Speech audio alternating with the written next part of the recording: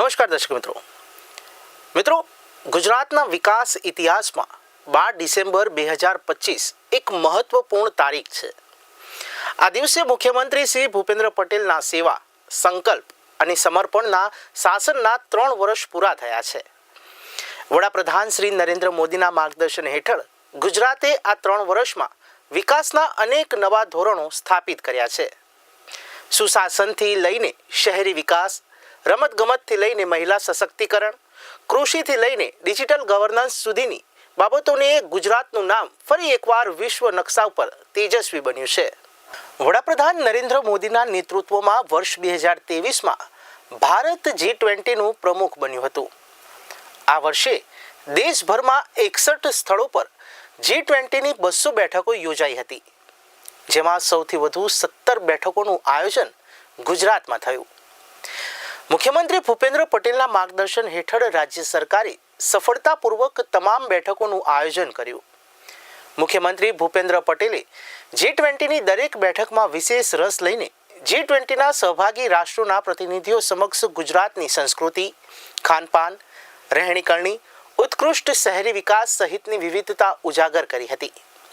આ સિવાય તેમના નેતૃત્વમાં વર્ષ 2024માં 10મી વાઇબ્રન્ટ ગુજરાત ગ્લોબલ સમિટનું આયોજન કરવામાં આવ્યું હતું।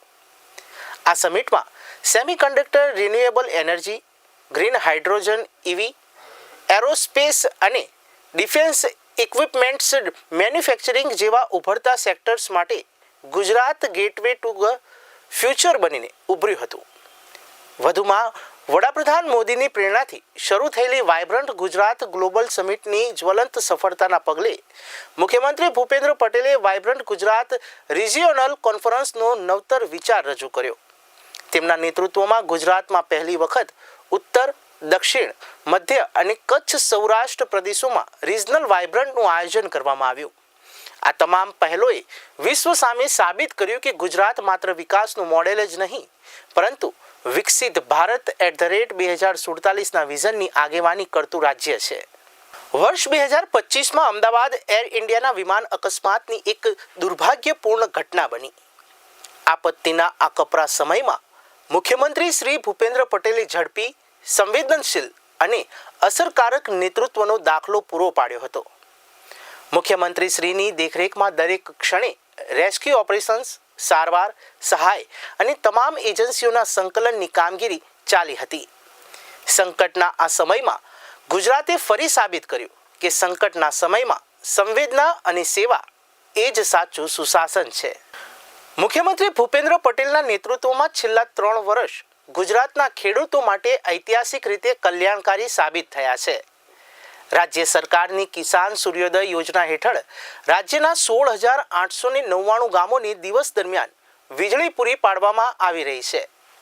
આ સિવાય વર્ષ 2025માં કમોસમી વરસાદના કારણે ખેડૂતોના ઊભા પાકનું ભારે નુકસાન થયું હતું।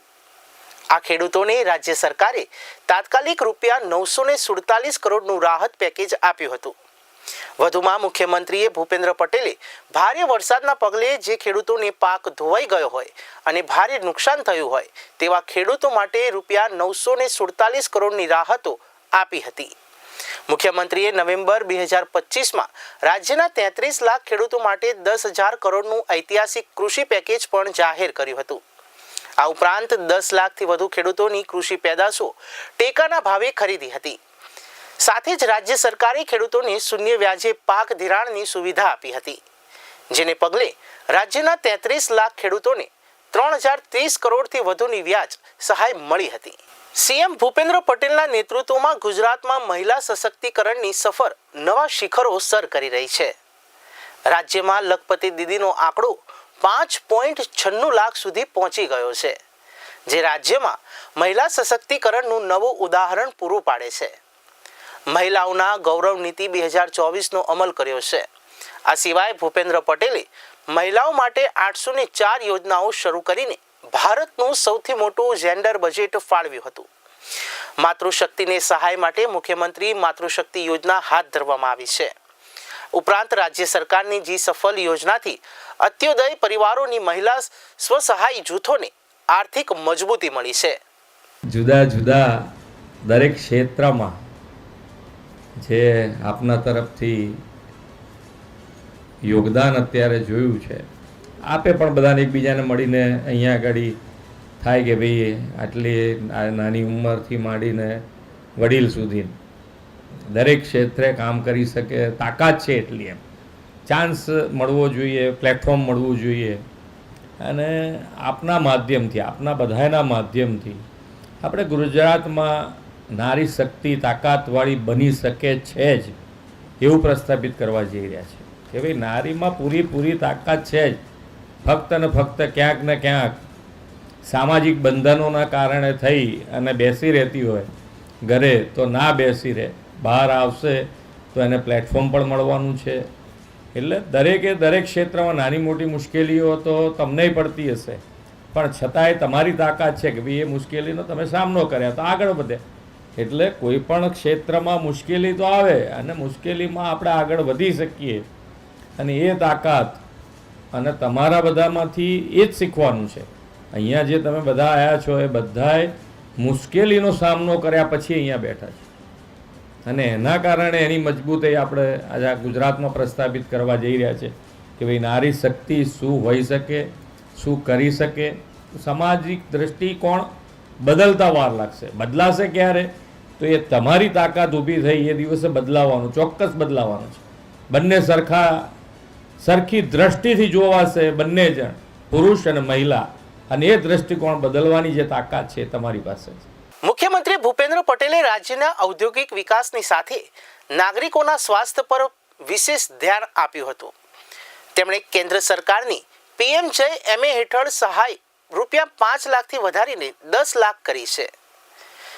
1.15 lakh crore digital health card આપવામાં આવ્યા છે, જે નાગરિકોને સ્વાસ્થ્ય સુવિધા મેળવવામાં સુલભતા પૂરી પાડે છે.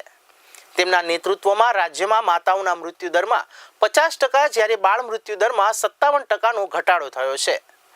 આ સિવાય રાજ્ય સરકારે નમોશ્રી યોજના હેઠળ 3.88 લાખ માતાઓને ₹238 કરોડની સહાય પૂરી પાડી છે. મુખ્યમંત્રીના નેતૃત્વમાં ગુજરાતમાં 465 કિડની ટ્રાન્સપ્લાન્ટ થયા છે. જોકે આ બાબતમાં ગુજરાત દેશમાં પ્રથમ રાજ્ય છે. ગુજરાત રાજ્યના આરોગ્ય વિભાગે આદિવાસી સમાજના આનુવંશિક રોગોના નિદાન માટે એક વિશિષ્ટ ટ્રાઇબલ જીનોમ સિક્વેન્સિંગ પ્રોજેક્ટ શરૂ કર્યો છે. આ પ્રકારનો પ્રોજેક્ટ શરૂ કરનાર ગુજરાત ભારતનું પ્રથમ રાજ્ય બન્યું છે. આ પ્રોજેક્ટનો મુખ્ય ઉદ્દેશ આદિવાસી સમુદાયોમાં પ્રવર્તતા સિકલ સેલ રોગ, થેલેસેમિયા અને અમુક પ્રકારના વારસાગત કેન્સર જેવા આનુવંશિક સ્વાસ્થ્ય જોખમોને ચોકસાઈપૂર્વક ઓળખવાનો છે. પ્રધાનમંત્રી જન આરોગ્ય યોજના હેઠળ રાજ્યમાં આયુષ્યમાન કાર્ડ ધારકોની સંખ્યા વધીને 2.25 કરોડને આંબી ગઈ છે. ગુજરાતમાં આપણે આ યોજનાની સહાય કુટુંબ દીઠ 5 લાખથી વધારીને 10 લાખ કરી છે. મુખ્યમંત્રી ભૂપેન્દ્ર પટેલના માર્ગદર્શનથી ગુજરાતમાં શૈક્ષણિક ક્ષેત્રે પણ અનેક પહેલો હાથ ધરવામાં આવી છે, જેમાં મિશન સ્કૂલ્સ ઓફ એક્સલન્સ હેઠળ 13,354 વર્ગખંડો, 1,09,000 સ્માર્ટ ક્લાસરૂમ, 21,000 કોમ્પ્યુટર લેબ તૈયાર કરાયા છે. જોકે વધુમાં શાળાઓમાંથી વિદ્યાર્થીઓના ડ્રોપઆઉટ રેશિયો ઘટાડવા માટે શિક્ષણ વિભાગે આર્ટિફિશિયલ ઇન્ટેલિજન્સ આધારે ઇયરલી વોર્નિંગ્સ સિસ્ટમ લાગુ કરવામાં આવી છે. રાજ્ય સરકારના પ્રયાસોથી વર્ષ 2001 અને 2માં જ્યાં ધોરણ 1 થી 8માં વિદ્યાર્થીઓનો સ્કૂલ ડ્રોપઆઉટ રેશિયો 37.22% હતો, તે વર્ષ 2023 અને 24માં ઘટીને 2.42% થયો હતો. રાજ્ય સરકારે નમો લક્ષ્મી યોજના હેઠળ 10 લાખથી વધુ વિદ્યાર્થીનીઓને 1,000 કરોડ, જ્યારે નમો સરસ્વતી યોજના હેઠળ 1.50 લાખ વિદ્યાર્થીઓને ₹161 કરોડની સહાય પૂરી પાડી છે.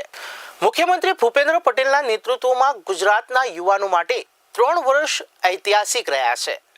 રાજ્યમાં સ્પોર્ટ્સ ઇન્ફ્રાસ્ટ્રક્ચરને પ્રોત્સાહન આપતા 22 જિલ્લાઓમાં 24 જિલ્લા રમત સંકુલ કાર્યરત કરાયા છે. 2024માં ખેલ મહાકુંભ 3.0 ઇવેન્ટમાં 71 લાખથી વધુ લોકોએ રજીસ્ટ્રેશન કરાવ્યું હતું. આ સિવાય રાજ્યમાં Commonwealth weightlifting championship, national police games, national games 2022 જેવા રાષ્ટ્રીય અને આંતરરાષ્ટ્રીય સ્તરના રમતગમત કાર્યક્રમોનું આયોજન કરાયું છે. જોકે વધુમાં કોમનવેલ્થ ગેમ 2030ની યજમાની માટે ગુજરાતની પસંદગી કરવામાં આવી છે.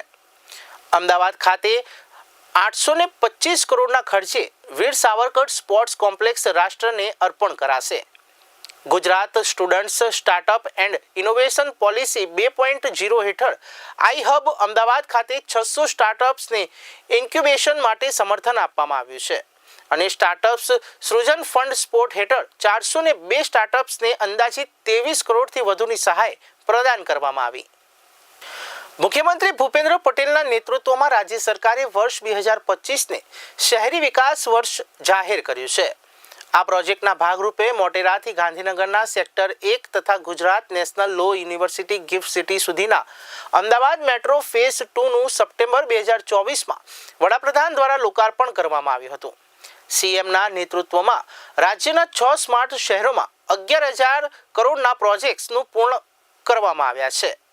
જો કે રાજ્યમાં 9 નવી મહાનગરપાલિકાઓની રચના કરવામાં આવી છે.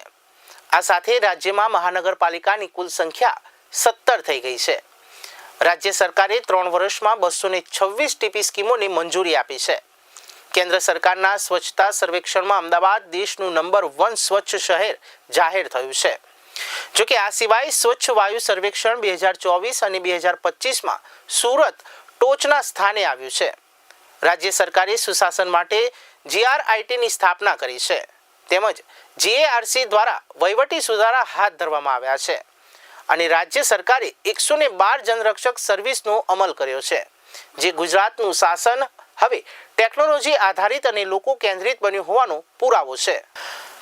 મુખ્યમંત્રી ભૂપેન્દ્ર પટેલના માર્ગદર્શનમાં ગુજરાત આર્થિક, સામાજિક અને સાંસ્કૃતિક દ્રષ્ટિએ આગેકૂચ કરી રહ્યું છે, ત્યારે રાજ્યમાં નાગરિકો શાંતિ અને સુરક્ષાનો પણ અનુભવ કરી રહ્યા છે. રાજ્યમાં ભ્રષ્ટાચાર સામે ઐતિહાસિક પગલું ભરતા રાજ્ય સરકારે ગુજરાત સ્પેશિયલ કોર્ટ્સ એક્ટ 2024 બનાવ્યો છે. આ સિવાય રાજ્ય સરકાર અંધશ્રદ્ધા, માનવ બલિ અને અઘોર પ્રથાઓ દૂર કરવા વિશેષ બિલ લાવી છે. મુખ્યમંત્રીના નેતૃત્વમાં ગુજરાત પોલીસે રાજ્યભરમાંથી કુલ રૂપિયા 5,426 કરોડની કિંમતનું કુલ 65,789 કિલો ડ્રગ્સ જપ્ત કર્યું છે. રાજ્યમાં વિવિધ સ્થળો પર વિશ્વાસ પ્રોજેક્ટ હેઠળ 7,000 પ્લસ સીસીટીવી લગાવાયા છે. આ ઉપરાંત રાજ્યમાં વધતા ડિજિટલ ગુનાઓને ડામવા માટે સાયબર ક્રાઇમ રિફંડ પોર્ટલ અને આઈ પ્રગતિ પોર્ટલ લોન્ચ કરાયા છે. ગુજરાત પોલીસ એક મહત્વપૂર્ણ પ્રોજેક્ટ જીપી દ્રષ્ટિ એટલે કે Gujarat police drone response and aerial surveillance technically intervention શરૂ કર્યો છે, જેનો મુખ્ય ઉદ્દેશ રાજ્યમાં કોઈ પણ ઘટના બનતા પોલીસનો રિસ્પોન્સ ટાઈમ ઘટાડવો અને રિસ્પોન્સને વધુ અસરકારક બનાવવાનો છે. ગુજરાત સરકારે રાજ્યને ડ્રગ્સ મુક્ત બનાવવા કુલ 6 નવી anti narcotics task force units શરૂ કરી છે, જેનાથી ડ્રગ્સના વેચાણ, હેરફેર અને ઉત્પાદન પર અંકુશ આવ્યો છે. આ યુનિટ્સની સ્થાપનાથી ગુજરાતમાં ડ્રગ્સ સામેની લડાઈ વધુ મજબૂત બની છે. મુખ્યમંત્રી ભૂપેન્દ્ર પટેલના નેતૃત્વમાં સેવા, સંકલ્પ અને સમર્પણથી ગુજરાતમાં છેલ્લા 3 વર્ષ સુશાસન, વિકાસ અને વિશ્વાસના રહ્યા છે. મુખ્યમંત્રી શ્રી ભૂપેન્દ્ર પટેલના નેતૃત્વ હેઠળ ગુજરાત આજે semiconductor hub, renewable energy hub, sports hub, tourism hub અને ડિજિટલ ગવર્નન્સ મોડેલ તરીકે વિશ્વમાં પ્રસિદ્ધ બન્યું છે. ગુજરાત વિકસિત ગુજરાત @ 2047 તરફ આગળ વધી રહ્યું છે. એ સાથે જ ગુજરાત વિકસિત ભારતના વિઝન તરફ દ્રઢપણે વધી રહ્યું છે.